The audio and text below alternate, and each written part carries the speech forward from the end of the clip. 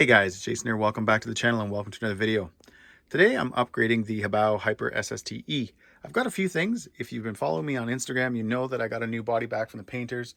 We're going to be removing the film off that today, so you'll see how it looks. I'm kind of excited about that. I've been holding off removing the film just so I can do it in a video, just so you guys can see it.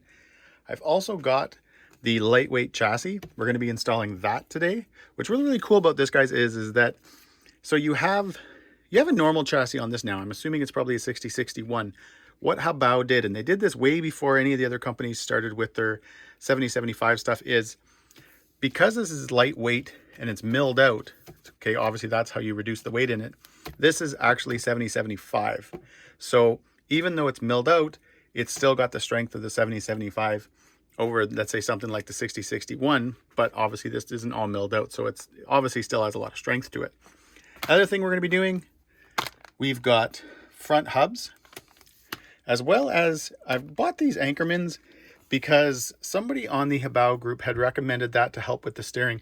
I've never loved the steering on this buggy. It's even though I have a fairly good servo, I have a high torque servo, but I don't necessarily have a high speed servo in there. So that might be something too I'm going to look into in the next little bit. But anyways, guys, what we're going to do is I'm going to start with the, you know what? I really want to see the body. So what we're going to do is we're going to start with the body. We're going to get that film off and we'll just kind of set it on the truck to see how it looks.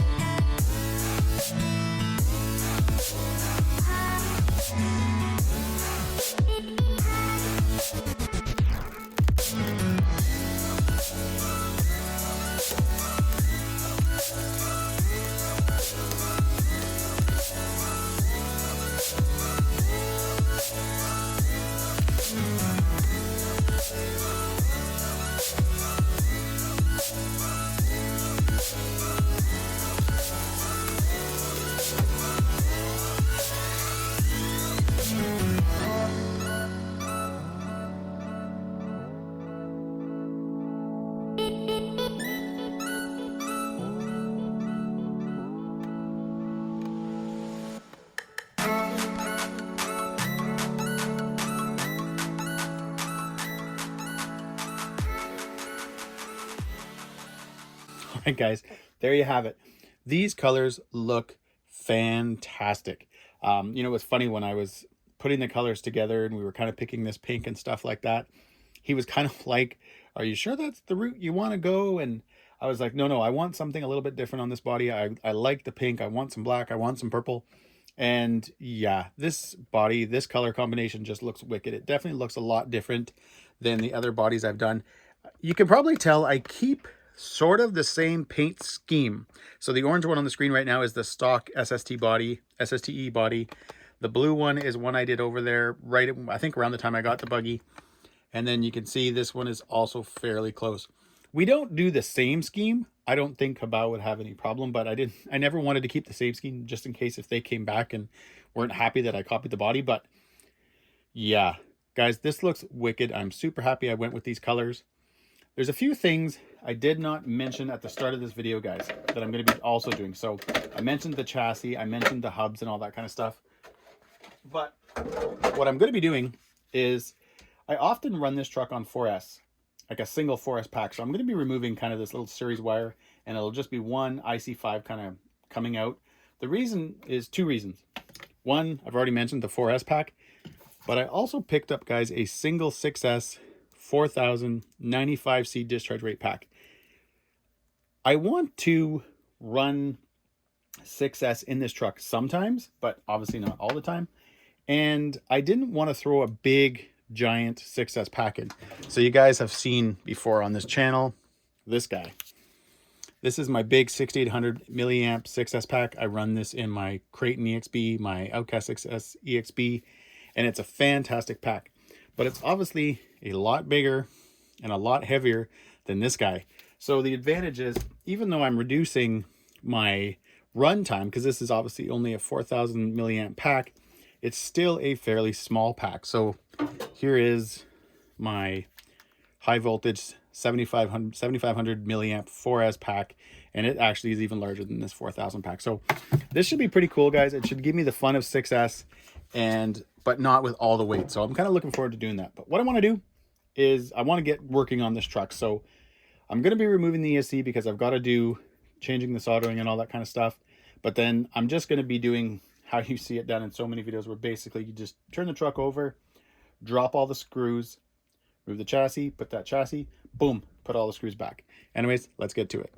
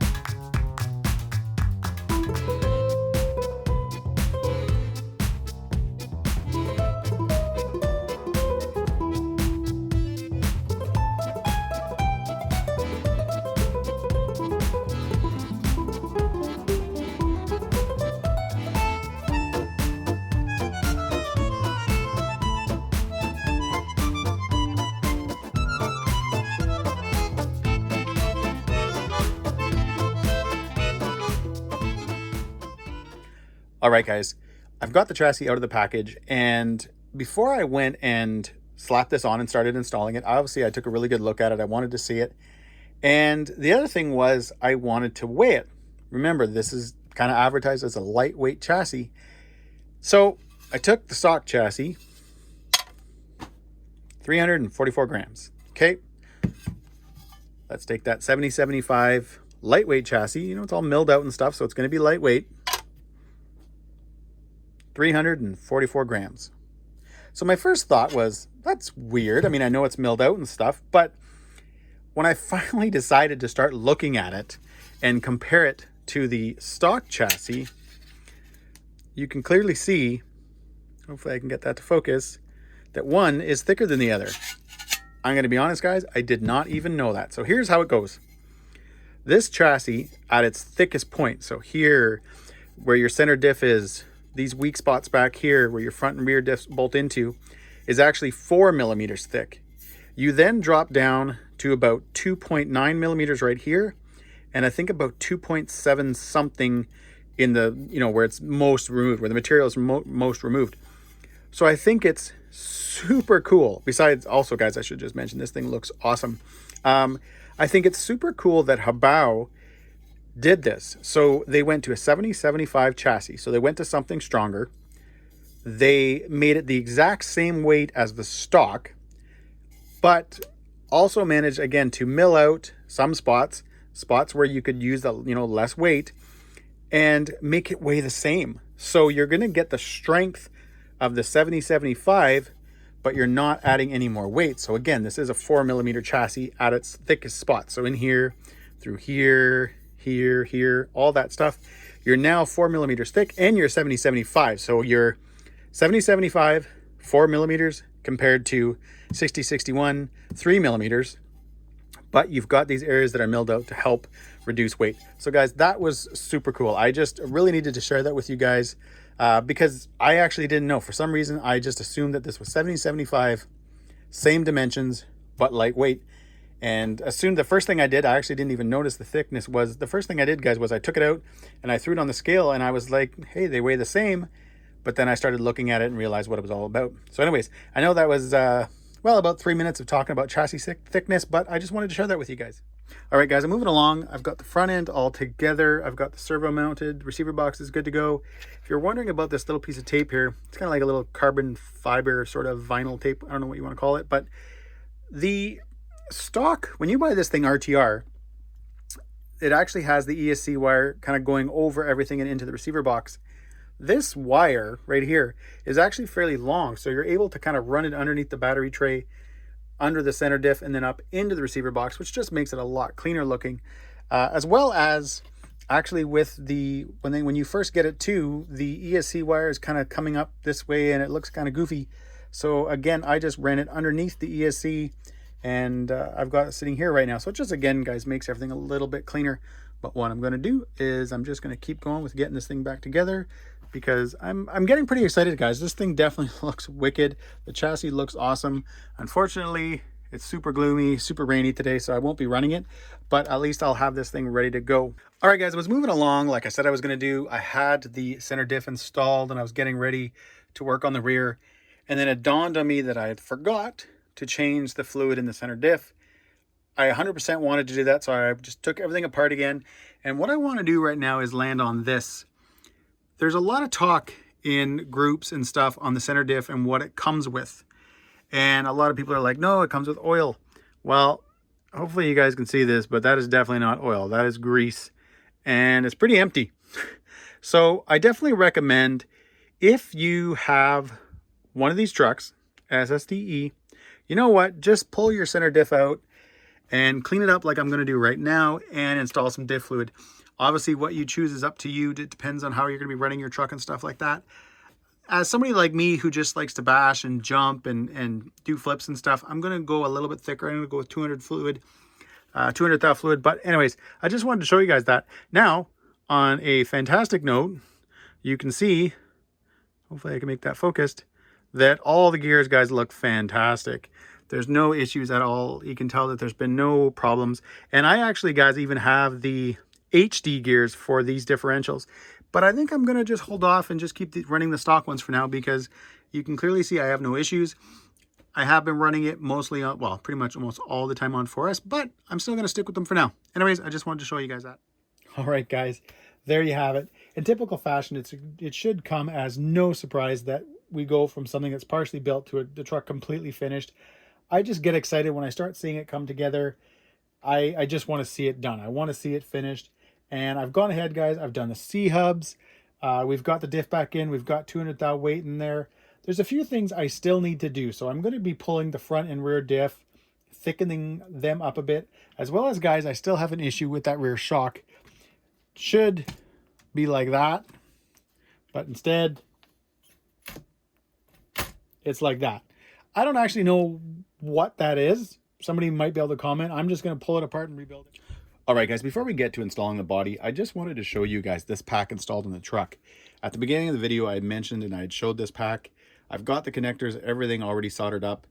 This is a 4,000 milliamp Tattoo 95C discharge rate pack, but it is a single 6S. And I wanted that in this truck. I didn't want all the cables. I didn't want to have to run dual batteries to run 6S. And actually, that big 6800 pack I have doesn't even fit in there. So this pack fits perfect. It's light. It's not crazy big.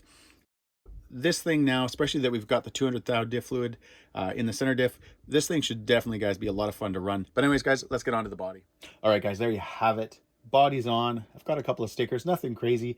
I ended up going with the window decals on this truck just because there was a little bit of bleeding and there was a little bit of a mess around the inside of the windshield. So I wanted to kind of cover that up. And then actually I used a Sharpie just to cover up a few other little marks. But overall, guys, I am so happy. This looks so good. I don't know if it's the colors, the truggy body, the 4S backflips, everything, but it just, guys, looks super good. And, you know, it's funny, I really want to get out and give this thing just a quick rip in front of the house. But I'm not going to lie, guys. I think I will cry if I was to flip this on the street. You know, you roll it on the grass. Yeah, not a big deal. You might, you know, muck it up a little bit. But as I know from driving my other trucks, and you guys know this too, the first time you roll a truck on pavement, you just, I don't know, it changes everything. I know that's not what an RC is supposed to be. We're supposed to be able to take it out and bash it and have all this kind of fun and not worry about the body, but yeah, I want to keep this body looking good. Anyways, guys, yeah, that's the video. A whole lot going on in this video. A little bit longer than I thought it was going to be, but I really wanted to give you guys just kind of a good look at the truck, show you guys the chassis. It is awesome. I am so happy that I went with that.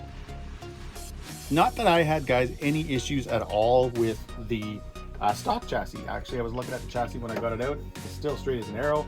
But again, I did just wanted to add a little bit more strength and again, keep the weight down. Guys, that's it. Thanks for watching. If you enjoyed this video, give me a big thumbs up. Please subscribe and yep, enjoy the pick.